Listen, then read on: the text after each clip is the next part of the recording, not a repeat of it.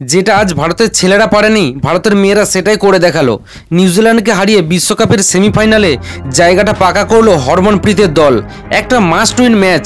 Toss হেরে bat করতে নামে ভারতের মেয়েরা, আর সেটাই পরিণত হয় গুড টস টু লুজে। স্মৃতি মান্দানা আর প্রতিকা রাওয়াল, এই দুই ওপেনার শুরু থেকেই নিউজিল্যান্ডের বোলারদের উপরে আগুন ঝরালেন। দুজনের চোখে ছিল শুধু একটাই লক্ষ্য, এই ম্যাচটা জিততেই হবে। তারা গড়লেন 212 রানের রেকর্ড ওপেনিং পার্টনারশিপ।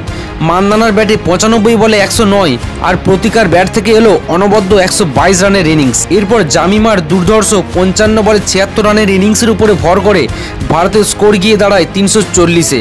বৃষ্টির কারণে নিউজিল্যান্ডের টার্গেট গিয়ে দাঁড়ায় 44 ওভারে 325 রান। কিন্তু পাওয়ার প্লে শুরুতেই 2 উইকেট হারিয়ে চাপে পড়ে যায় নিউজিল্যান্ড। এরপর নিয়মিত বিরতিতে উইকেট পড়তেই থাকে, আর ভারতের বোলাররা ম্যাচের নিয়ন্ত্রণ একদম হাতের মুঠোয় নিয়ে নেয়। শেষমেশ নিউজিল্যান্ড থামে 271 রানে। ভারত জয় পায় 50 রানের বিশাল ব্যবধানে, আর সেই জয়ের সাথেই সেমিফাইনালে জায়গা পাকা করে নেয় ভারতীয় মেয়েরা। আগের 2 ম্যাচে ফিনিশিং লাইন ছুঁতে না পারার যন্ত্রণাটা তারা বুঝে গিয়েছিল, তাই আজ কোনো ভুল হয়নি। আজ তারা জানতো এই ম্যাচটা জীবন মরণের মতো। এখন ভারতের সামনে আর মাত্র 2টো বাধা। 2টো ম্যাচ জিতলেই বিশ্বকাপটা ঢুকে যাবে ঘরে। তোমাদের কি মনে হয়, ভারতের মেয়েরা কি পারবে ইতিহাস গড়তে? কমেন্টে জানাও।